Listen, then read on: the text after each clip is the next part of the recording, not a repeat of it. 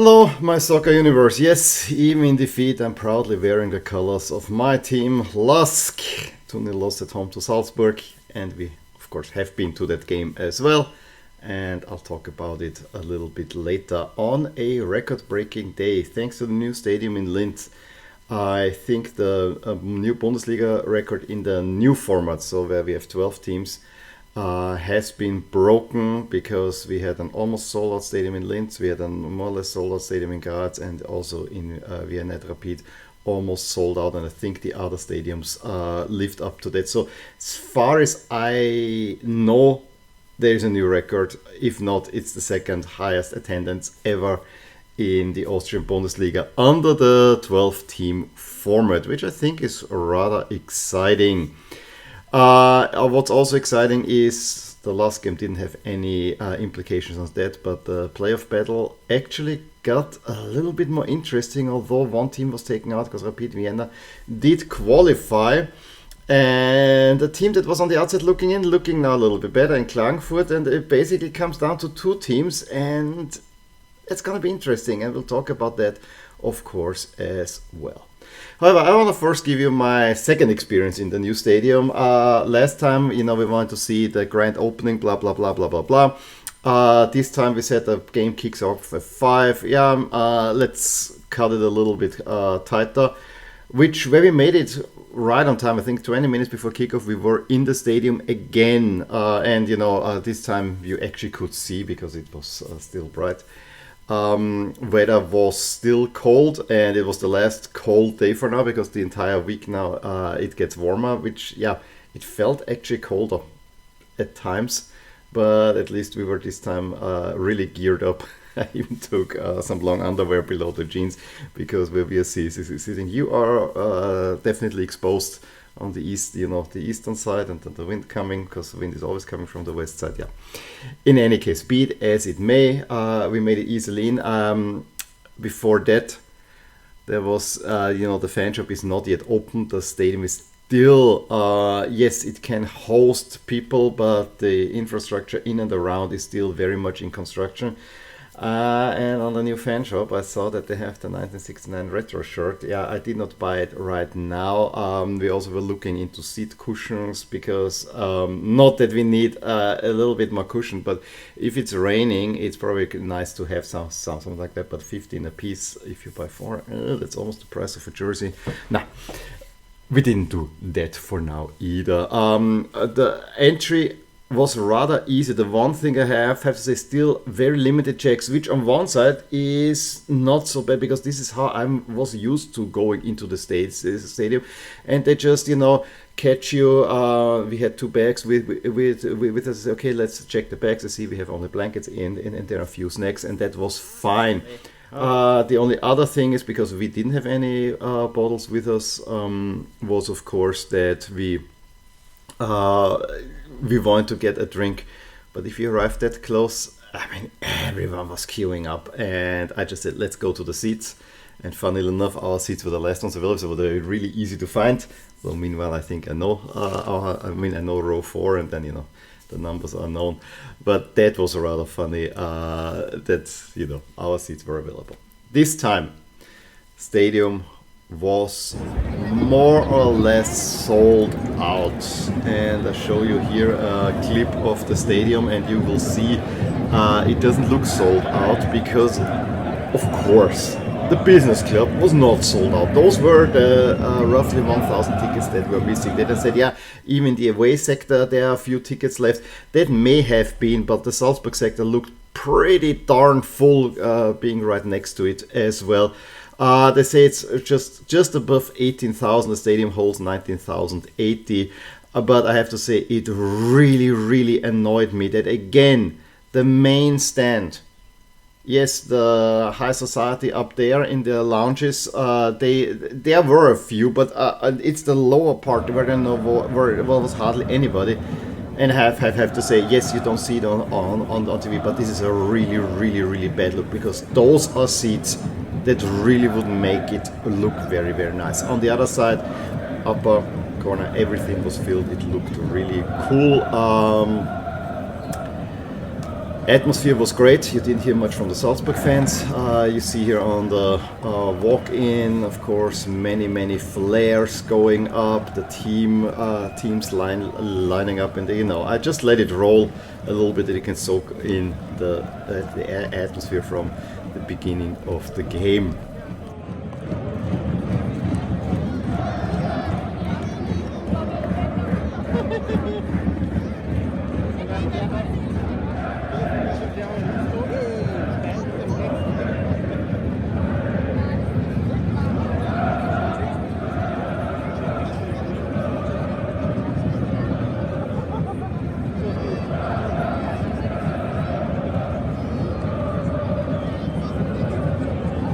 There was one little thing that actually I was quite surprised is how bad the pitch was at the goals. This was technically only the third game played there.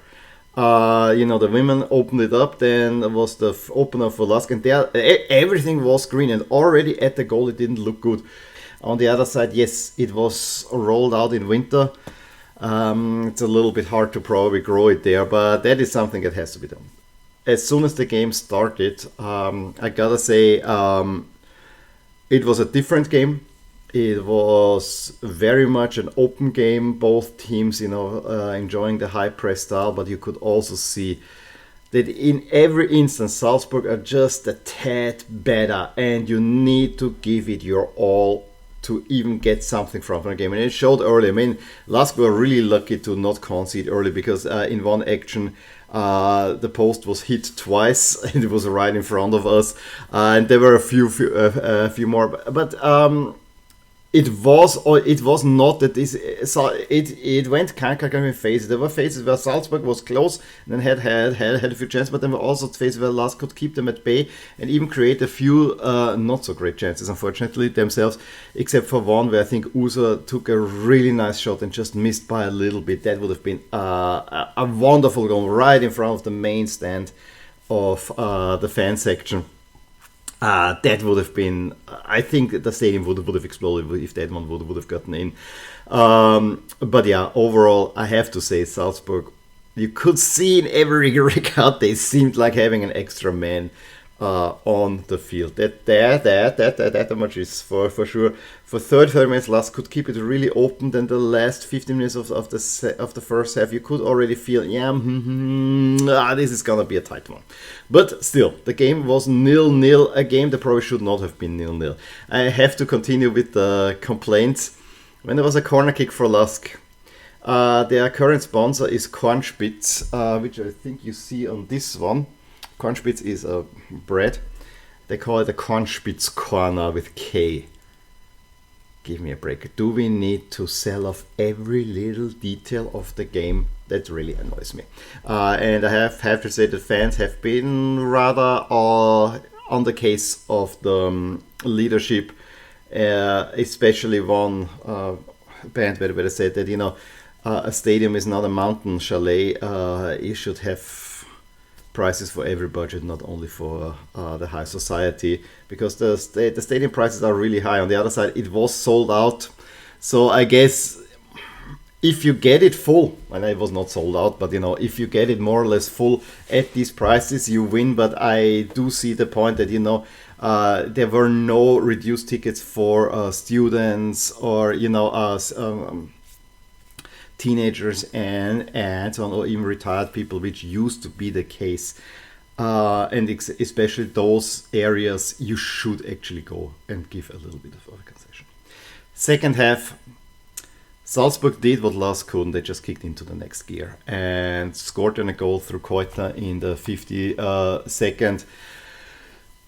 It just happened. The thing is that LASK had two quite good chances to equalize, and in the highlights on Sky Sports, which you can find on YouTube, and I think I'm going to link it up, you only see one, where I think Usa sends Mohamed, who it looks from us. When you see it in play, it was a shot, but I think if he would lob it over the goalkeeper, That would have been the choice, and probably then you would have had a chance, but it was difficult to execute. And the other one was that there was a bicycle kick right at the goalkeeper. Why this didn't make the highlights, I don't know, but so be it. If one of these chances are made and they came in quick succession, it was 56th and 59th or something like that, then I think LASK has a chance, and that can give you the boost, and maybe you hang on to a 1-1. In the end, it happened what happened. Admittedly, nicely played attack. Yes, there was failed tackle. Seiwald runs the goalkeeper, and it's a 2-0. And at that point, there was not really a point coming back anymore. However, I gotta give credit where credit is due. My kids learned a few chants. My wife was also starting to chant as well, which I really enjoyed. And overall, they lost 2-0, but the nice thing is when you go with your family, I just know that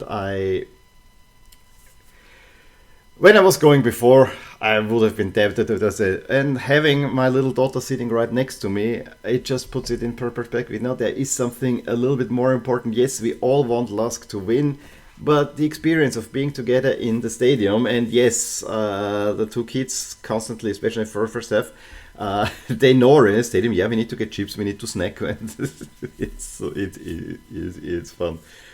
Any case, I think the result, it was the right result. At the end, we finally heard the Salzburg fans, which even if you're next to it, I have to say the Lustenau fans were more noisy, although the Salzburg fans were more take of it was what you deduce from it what you want. But yeah, second game in the new stadium is unfortunately loss, but I think it's not a devastating loss because you clearly could see it's just a different team, and I think it's just a different level Salzburg, and that's that. I want to look also at the other results that I give you here, because the playoff battle in Austria was rather interesting. Austria Klagenfurt got a 1-0 win against Hartberg through a 9th-minute goal already, which is a very crucial win for them. And they have actually quite a decent program. That win catapulted them already into, and thanks to the others, into the championship playoff. Rather interesting that Altach lose after 1-0 lead at home to Ried, which was kind of the two last place teams. Ried finally getting a win on the other side. Points will be behaved. Maybe it doesn't matter too much. We talked already last Salzburg. Rapid completely dominated Tirol. It took a whole lot of time until they finally got the goal, but Tirol barely had any chances. Strunz and Burgstaller in the 74th and 86th scoring these two goals, which meant that Rapid now is the fourth team for sure qualified for the championship playoff after Salzburg, Sturm, LASK, and now Rapid. And Sturm, Austria needed points to make it into this championship playoff and played at Sturm Graz, but had actually no chance in this game when Sturm Graz missed some ridiculous chances in the first half until Emega gave them the lead, and then from a free kick just a couple of minutes later, Jukic plays it onto Tabakovic, who had it completely against the run of play. However, they needed at least a point there to have a good chance. I mean, they still, as we see, have a little bit the upper hand, but they have no match for Sturm Graz. And this is a Sturm Graz team that had already qualified. Yes, the points a little bit count, and with this win, they actually distance themselves from LASK to be very safe in this second spot. But Austria Vienna didn't look good, honestly. Emega scores a second one, then Zakaria a penalty. Yes, he can also score. So that meant Austria Vienna will have a hard time qualifying, and then Wolfsburg lose at home to Lustenau under their new coach, Manfred Schmidt, who is of course the former Austria coach. So Wolfsburg for sure also will not make it into the playoffs. So if we look at the standings now, you see it is Salzburg, Sturm and LASK. Those seem a little bit cemented, but the points will be halved, and I have a feeling that Rapid Vienna could actually catch a LASK. Oh, I really don't hope so. Let's put it that way. Klagenfurt look actually surprisingly good. especially when we look at the final round, because it's only one more round to play. Austria Vienna just above the line and Tirol just below the line with a point behind. And it will very much depend on the final spaces. You see already Tirol having an outside chance, and we'll see about that in a sec. Just for the expected standings, it is more or less, as we have said, Klagenfurt is now in Tirol, more or less on the outside looking in. And also in the final standings, it's very much Austria Klagenfurt ahead of Austria is maybe a little bit of a surprise, but I could actually see it happen with Tirol probably then favorites to make the European playoffs, because the 6th place team for sure cannot get anything. Last round, Klagenfurt have to play at Lustenau. I think they can get a result there. It would actually be a freak accident. Austria Vienna have to play against Rapid Vienna. Yes, it's a home game, but it's a derby. Everything can happen there. It usually has been a draw, so I can foresee a draw. LASK has to play Hartberg, Ried Wolfsburg, Salzburg have a very easy game against Altach, and then Tirol against Sturm Graz. So it's basically Austria Vienna, Rapid Vienna, and Tirol against Sturm Graz. I should say Wattens, with Klagenfurt having to get something in Lustenau. As far as I see it, if Klagenfurt get at least a point, as long as Tirol doesn't win, Klagenfurt better get a win in there to move on. But yeah, it will be an interesting round. As I said, with halving the points for many teams, it doesn't matter too much. But on I thought if you get a win, that's at least a point, maybe a point, maybe two points. The way it works with the rounding, that will go in your favor. So yeah. Another stadium report. We had a fun time. The result did not go away. It was the first time that my girls saw LASK lose when in the stadium. That is also remarkable, because I told them, being a LASK fan, you are used to losses as well. You have to get used to losses, because we're not winning all that much, although at the moment we're the 3rd best team in Austria. Any case, give me a thumbs up if you enjoyed this video, and I will talk to you soon. Bye. Hey there, I really hope you enjoyed this video, and if you did, here are some videos and playlists that you might enjoy too. Also, please consider subscribing to my channel and hitting the little bell icon so you get notified whenever something happens in my soccer universe. And with that, have a wonderful day. Bye!